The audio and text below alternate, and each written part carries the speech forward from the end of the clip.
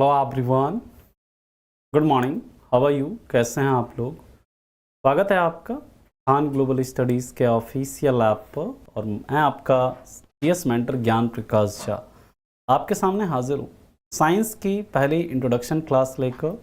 और इसमें आज हम लोग डिस्कस करने वाले हैं कि आखिर साइंस से किस किस प्रकार के सवाल बनते हैं, साइंस में क्या क्या टॉपिक्स हमें कवर करने हैं, है ना, हमारी स्ट्रेटजी क्या होगी इस पूरे पेपर के अंदर, ये जो कैसे कैसे हम लोग चीज़ों को कवर करेंगे और आपको क्या क्या करना चाहिए, जिससे कि आप साइंस के अंदर जो सीटेट का जो पेपर 2 है उसमें जो जनरल साइंस वाला पार्ट है जिसमें कि टोटल 30 क्वेश्चंस होते हैं, जिसमें कि 20 सवाल आपके कंटेंट से होते हैं और 10 सवाल आपके किससे होते हैं, पेडागॉजी से होते हैं। इस टोटल जो 30 क्वेश्चन है उसमें आप कैसे अच्छा स्कोर कर सकें, कैसे बढ़िया मार्क्स ला सके, उसके ऊपर हम लोग अभी डिस्कशन करेंगे।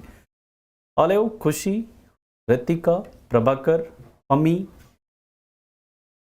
रूपा, चलिए आई थिंक पमी आप पिछले बैच में भी थे, मुझे जहां तक पता है शायद पिछले बैच में भी आप थे मेरे हिसाब से। चलिए खैर हम लोग स्टार्ट करते हैं, देखते हैं सबसे पहले कि आखिर हमें क्या क्या चीजें पढ़नी है, इसमें क्या क्या हमारा सिलेबस है ना, क्या क्या चीजें हम लोग कवर करने वाले हैं, इसके ऊपर हम लोग बात करते हैं। ठीक है, गुड मॉर्निंग जिज्ञासा जी। तो सबसे पहले देखिए साइंस की अगर हम लोग बात करते हैं ना,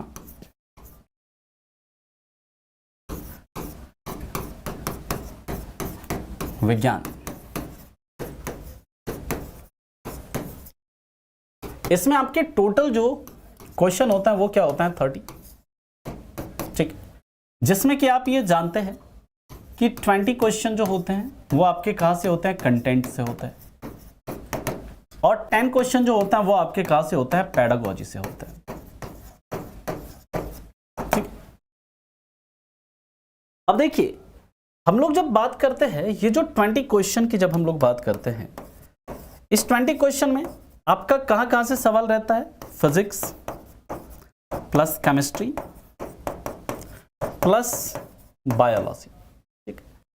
और इसमें अगर हम लोग बात करते हैं तो लगभग याद रखिएगा 6 to 7 क्वेश्चन आपके केमिस्ट्री से, फिजिक्स से 6 to 7 क्वेश्चन आपके केमिस्ट्री से और 6 to 7 क्वेश्चन आपके बायो से होते हैं।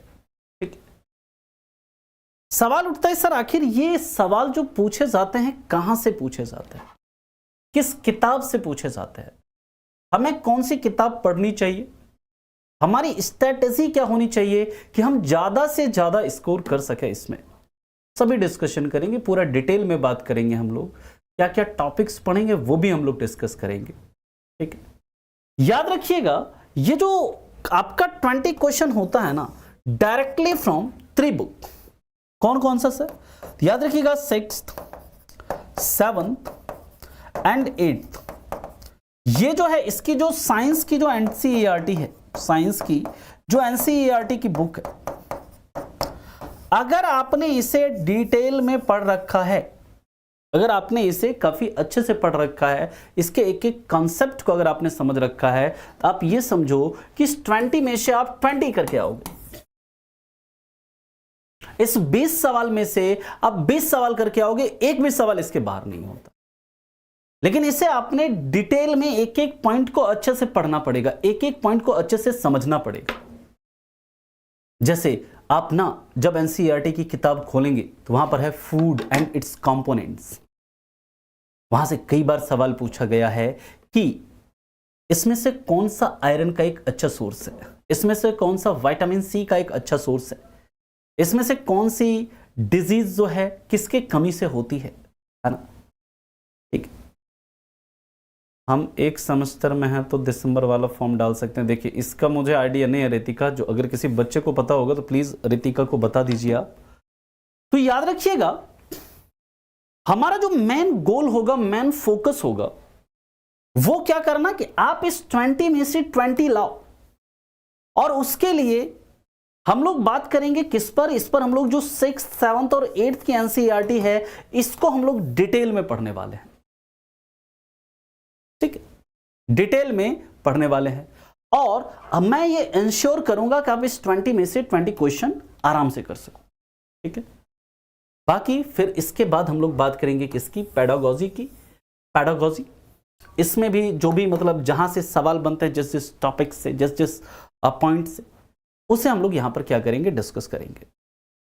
अब देखिए हम लोग जो ये दिसंबर में आपका पेपर है और अराउंड मान लीजिए कि 70 to 75 क्लास या 75 to 80 क्लास के आसपास में ये पूरा आपका साइंस जो है मैं कंप्लीट करूंगा, जिसमें कि 30 क्लासेस जो होंगी आपकी किसकी होंगी, 30 क्लासेस जो होंगी वो आपकी बायो की होंगी। जो टोटल हमारा स्ट्रेटेजी मैं आपको अभी बता देता हूं कैसे कैसे हम लोग चीजों को कवर करेंगे। तो टोटल आपकी बायो के जो लेक्चर्स होंगे वो टोटल आपके 30 लेक्चर्स होंगे।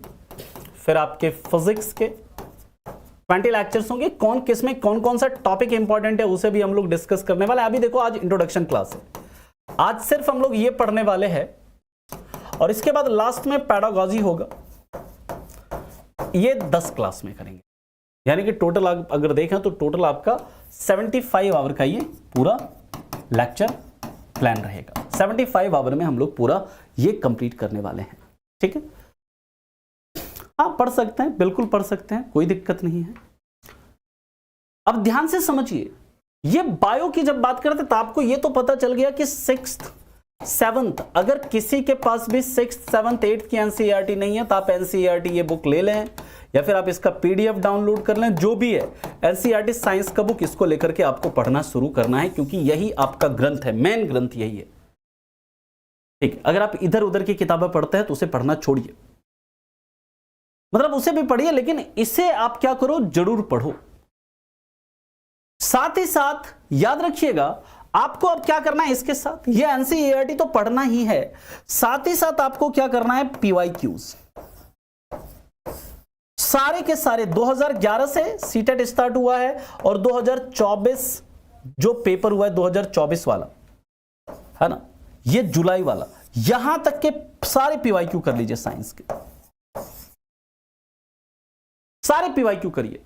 और ये पीवाईक्यू मैं आपको कराऊंगा, आप चिंता मत करिएगा। जब सेशन हम लोग करेंगे तो बीच बीच में मैं आपको साथ साथ कुछ पीवाईक्यूज भी कराता रहूंगा, ठीक।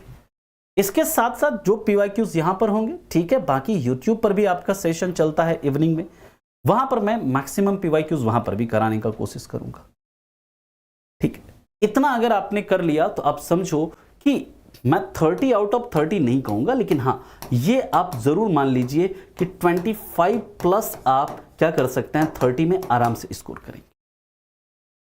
25 प्लस आप क्या करेंगे, आराम से स्कोर करेंगे साइंस के अंदर बिना किसी परेशानी के। और अगर आप 30 में से 25 प्लस अगर आप साइंस में स्कोर करते हैं तो ये एक अच्छा स्कोर माना जाता है सीटेट के अंदर। तो हमारा जो मेन टारगेट होगा कि each and every student will get 25 plus marks in CTET इन 30 में कम से कम 25 प्लस सभी बच्चे लाएं। और उसके लिए क्या स्ट्रैटेजी है, मैंने आपको बताया है कि आपको एनसीईआरटी कंप्लीट साइंस का जो 6th 7th 8th की एनसीईआरटी उसे कंप्लीट नहीं करना है, साथ ही साथ अभी तक के जितने भी पीवाईक्यूज हैं ये सारे पीवाईक्यूज करने हैं। तो सबसे पहले हम लोग स्टार्ट करेंगे बायो में जो 30 टॉपिक्स हैं उसे हम लोग डिस्कस करेंगे, मतलब 30 क्लासेस में सारे टॉपिक्स को डिस्कस करेंगे। फिर फिजिक्स जो है उसमें जो सारे टॉपिक्स हैं उसको हम लोग 20 क्लासेस में डिस्कस करेंगे। केमिस्ट्री के अंदर जो टॉपिक्स हैं उसे हम लोग 15 क्लासेस में डिस्कस करेंगे। और बाकी फिर उसके बाद लास्ट में कंप्लीट पेडागोजी जो है उसे हम लोग 10 क्लास में करेंगे। अब ध्यान से आप चीजों को समझेंगे। बायो के अंदर जो इंपॉर्टेंट टॉपिक्स हैं, कौन कौन से टॉपिक्स इंपॉर्टेंट हैं वो हम बायो को डिस्कस करेंगे, बायो के टॉपिक्स को वहां पर आपको बताते चलेंगे। लेकिन फिजिक्स की बात करते हैं तो फिजिक्स और केमिस्ट्री के अंदर जो इंपॉर्टेंट टॉपिक्स हैं फिजिक्स में, जैसे अगर हम बात करते हैं, एक टॉपिक है मोशन। मोशन यानी गति, वहां से हर बार आपके पेपर में एक सवाल बनता है। इसी तरह फिजिक्स में एक टॉपिक है फोर्स एंड प्रेशर। जैसे इस बार का पेपर देखिएगा तो इस बार के पेपर में एक सवाल पूछा गया है फोर्स एंड प्रेशर से, तो फोर्स एंड प्रेशर ये भी आपका एक इंपॉर्टेंट टॉपिक है। तीसरी बात करें, तीसरा टॉपिक अगर देखें तो फिजिक्स के अंदर एक टॉपिक है आपका लाइट यानी प्रकाश। ये एक इंपॉर्टेंट टॉपिक है, यहां से हर बार आपके पेपर में क्या होता है, सवाल बनता है लाइट से, ठीक है। यानी कुछ टॉपिक्स ऐसे होते हैं जहां से हर बार आपके पेपर में सवाल बनते ही बनते हैं। चौथी बात करें तो जैसे केमिस्ट्री की अगर बात करते हैं तो केमिस्ट्री में सबसे इंपॉर्टेंट टॉपिक कौन सा है, आप लोग बताइए which topic is most important in chemistry. Chemistry में सबसे ज्यादा सवाल जो आपके पेपर में पूछा जाता है वो कहां से पूछे जाते हैं? From acid, base and salt. ठीक है, कंबशन हो गया, आपका केमिकल चेंज हो गया, मतलब चेंजेस इन मैटर, जो केमिकल चेंज होता है, फिजिकल चेंज होता है, वहां से सवाल बनता है आपका। जैसे अगर हम बात करते हैं केमिस्ट्री के अंदर, तो आपका जो फाइबर है, फाइबर वाला जो टॉपिक है, रेशा वगैरह जो है, वहां से आपका सवाल बनता है पेपर में। ये सारे जो टॉपिक हैं केमिस्ट्री के अंदर काफी इंपॉर्टेंट टॉपिक हैं, है ना। तो हम लोग एक एक करके इन सभी टॉपिक्स को डिस्कस करेंगे। लेकिन जब हम लोग बात करते हैं बायोलॉजी की, देखिए हमें उतना ही पढ़ना है जितना आपके एग्जाम के लिए आवश्यक है, जितना आपके एग्जाम का डिमांड है। आपको पीएचडी नहीं करनी है, आपको क्या करना है? एग्जाम निकालना है। हम लोग एग्जाम ओरिएंटेड चीजों को पढ़ने वाले हैं जिससे कि आप एग्जाम को क्रैक कर सको। ठीक है, साथ ही साथ कॉन्सेप्ट को भी हम लोग काफी डिटेल में डिस्कस करेंगे।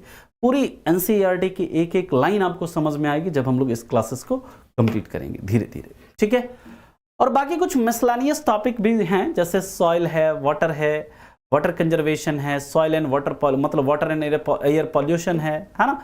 ये सारे टॉपिक्स भी हैं, उसे भी हम लोग लास्ट में मतलब डिस्कस करेंगे।